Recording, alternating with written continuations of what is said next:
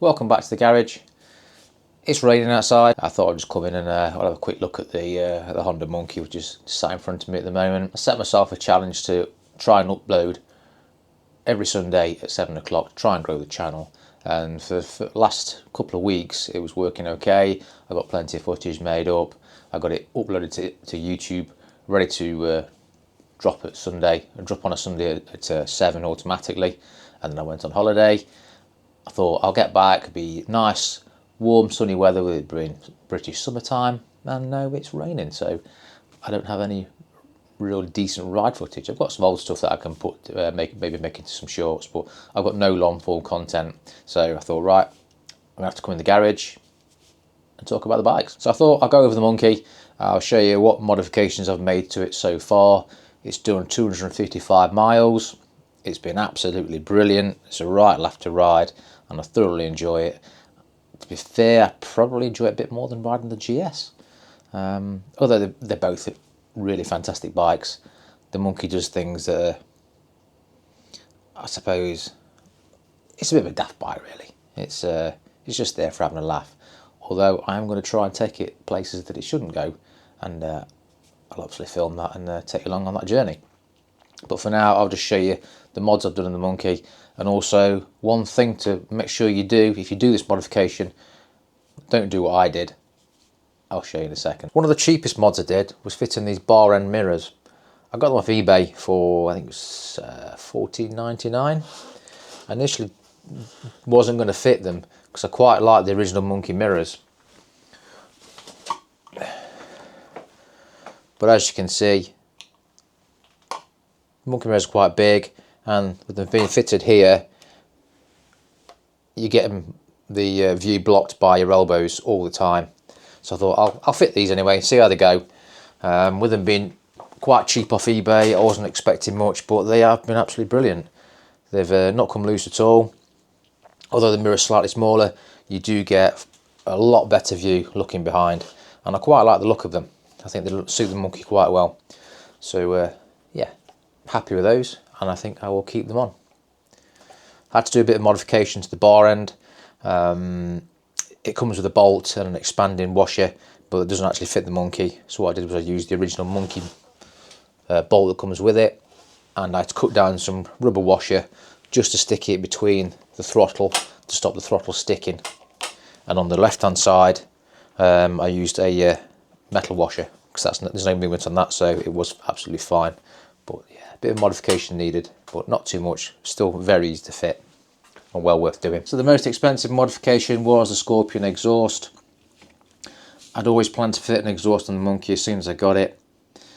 These retail around about 500 to 550 online, but I did manage to pick this one up off Facebook Marketplace for 300. The previous owner had fitted it, didn't like it, was too loud, and so they took it straight off.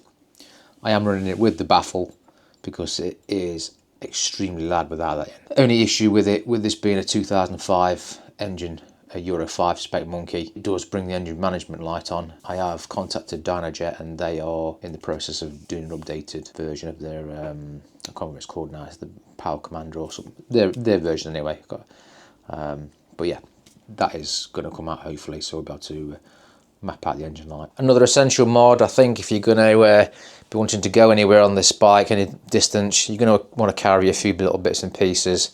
It's an SW Motec Micro tank bag. Really easy to fit. Magnetic fastening on them. And you just need to fit this magnetic tank ring. Again, just a few bolts. Unbolt it from the tank filler, fit that, and then set your spacing using the shoehorn there, and it just drops on, and that's it, fastened. Doesn't look too bad on the Monkey. Is it slightly extendable? I'd get another inch or so on the height, so if you want to increase the capacity, that's available to you. Great little tank bag, fits perfectly, holds just the right amount of kit for you. One area that is exposed on the Monkey is the engine, due to this small fender. So I decided I'll get a pyramid extender fender. Followed all the instructions, clamped it up for 24 hours. So it fits on just there. That would have been perfect to protect the engine. So it sticks on just like that. The only problem is, after 24 hours I came back into the garage and it was hanging off. Like that. So, I haven't fitted it yet. I don't really want to drill holes into the original fender because you do get a couple of plastic screws in the kit, but it means you've got to drill a hole through the actual metal fender, and I don't want to do that. So it fell off, so what I'm going to try instead is some contact adhesive Gorilla Glue. I'll leave the sticky pads on because they are still sticky, but I'm going to add the Gorilla Glue and hopefully that'll keep it stuck to the bike. I know they don't look particularly great, and it's a shame to mess with the actual aesthetics of the bike, but I would rather have the engine casing protected than not. So that's the next thing I need to stick back on and hope it holds this time. One of the very first mods I did once I'd ordered the bike was to get a new number plate holder. If you looked at the original one, it's absolutely huge. It hangs right out the back. It looks a complete mess, and I really didn't want it on the bike. So I found this one on eBay. It does say Monkey on there, it's cut out in the metal. And it uses the original number plate light, which is underneath the rear fender here. Rear mudguard, should I say. How much was it? I think it was about £25, maybe 30 off eBay again. But it's really well made, and it's nice that it uses the original lighting system, so you've not got to cut any wires. You just take the old light, the old mudguard off, remove the light, and it fits directly in. One thing you have to do, this is the thing I mentioned at the start, or a little quick tip, is the clearance. Now that looked to me like plenty of clearance there. I sat on the bike, I bounced up and down on the suspension, and there seemed to be plenty of gap there between the wheel and the plate. However, you can clearly see that's worn through the plate. From the back, it's caught on it and worn it away. So I've had to buy another number plate. That's a JDM plate from JDM Plates. They make the smallest road legal plates available. So if you have a number plate with, say, 1 or 2 digits on there, you can have the plate even smaller than this one. I've got a small one on the BMW, and they look really nice, and they are fully road legal because all the font is the exact correct size. The sizing between the letters and the edge is exactly as it should be. Okay, so that's my original number plate. This is the new one I've had made by JDM. It's not a massive amount of difference really. It's a little bit shorter on that edge there and a bit less on the bottom. But if you compare it to the one on the BMW, look how small that is.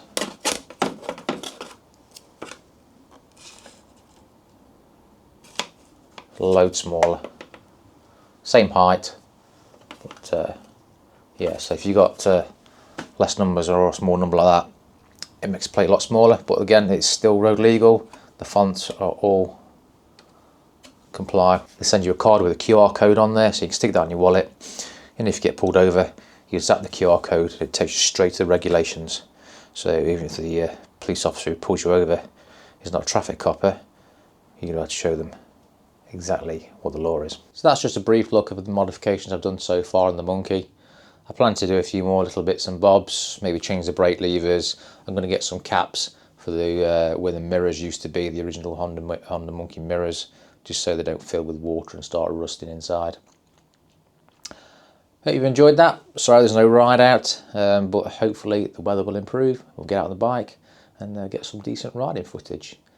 Let me know in the comments any modifications you've done on your Monkey, anything you think's worth doing, or anything you think actually you've done it but you wish you hadn't.